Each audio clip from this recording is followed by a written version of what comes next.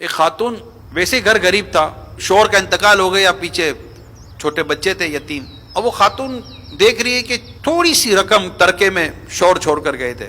اب وہ کہے کہ اب کیا کریں. اس عورت نے ہمت کی، اس رقم کی اس نے اون خریدی، جو سویٹر وغیرہ جیسے بنتے ہیں، اون خریدی، اور کچھ گھر میں راشن پانی لے آئی کہ چلو گزارا ہو جائے گا. اب اس نے کچھ اپنی چیزیں بنائی، مارکیٹ میں جا کر بیچی، تھوڑے 2 پیسے میں وہ زیادہ میں بکی.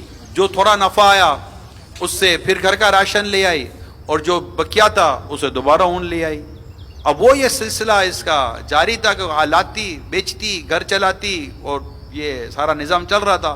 اب ایک دن وہ اون خرید کر وہ آ رہی تھی، اتنے میں ایک پرندہ آتا ہے اور اس کے ہاتھ سے وہ پورا پیکٹ اڑا کے لے جاتا ہے. اب اس عورت کی تو ساری کمائی وہ پیکٹ تھی، وہ کیا کرتی. اب اس نے اپنا پیغام حضرت سیدنا داؤد طائی علیہ رحمت تک پہنچایا کہ حضور میرے ساتھ تو ایسا ہو گیا ہے، میں تو اسی سے کھاتی تھی، کماتی تھی، کرتی تھی، اب میں کیا کروں. اب بھی خاموش رہے. تھوڑی دیر کے بعد حضرت سیدنا داؤد طائی علیہ رحمت کے گھر کا دروازہ بجتا ہے. 10 لوگ داخل ہوتے ہیں اور کہتے ہیں حضور آپ کا نام؟ تو کہا ہاں میرا نام داؤد طائی ہے. کہ یہ 10,000 دینار، بولے یہ ہم آپ کو دینے آئے ہیں کہ یہاں جو بھی آپ کو لگتا ہے کہ کوئی مستحق فیملی ہے ان کو دے دیجئے گا. تو کہا یہ واقعہ کیا ہے؟ تو انہوں نے کہا کہ ہم 10 لوگ ہیں جو ہم کشتی میں جا رہے تھے، اچانک کشتی میں سوراخ ہو گیا اور پانی کشتی میں آ گیا.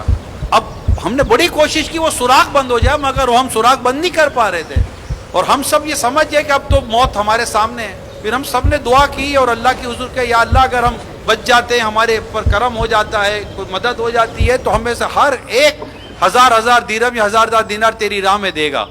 ایسے میں تھوڑی دیر ہوئی کہ ایک پرندے نے اون کا گولا ہمارے کشتی میں ڈال دیا. وہ جیسے ہی آیا ہم بولا یہ تو غیبی مدد آ گئی.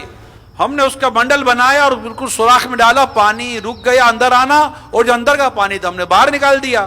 اب جیسے تیسے ہچکلو لیتے لیتے کشتی اس کنارے پر آئی. ہم نے اتر کر تھوڑی سانس لی کہ چلو جان میں جان تو آئی. اب ہمیں ہماری وہ نیت یاد آ گئی کہ ہم سب نے 1000 دینے تھے، سب نے 1000 دیے، 10,000 ہو گئے.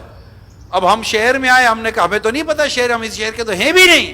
ہم نے کسی سے پوچھا بھائی کوئی یہاں کوئی نیک اور بھلے آدمی ہے کہ جن کو ہم یہ کچھ ملنا چاہتے. تو لوگوں نے آپ کا پتہ بتایا حضور، تو ہم آپ کے پاس آ گئے کہ یہ 10,000 ہیں، جس کو آپ بہتر سمجھتے اس کو پہنچا دیں تاکہ ہماری بھی نیت پوری ہو جائے.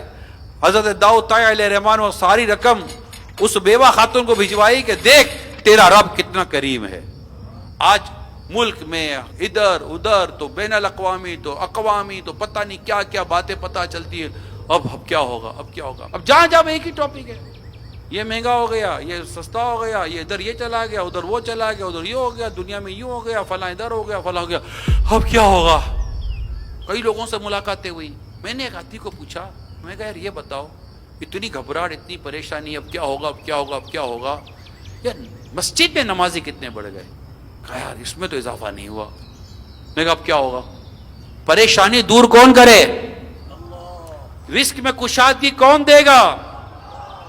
بے چینی کون دور کرے گا؟ امن کون عطا کرے گا؟ بھلائی کون عطا فرمائے گا؟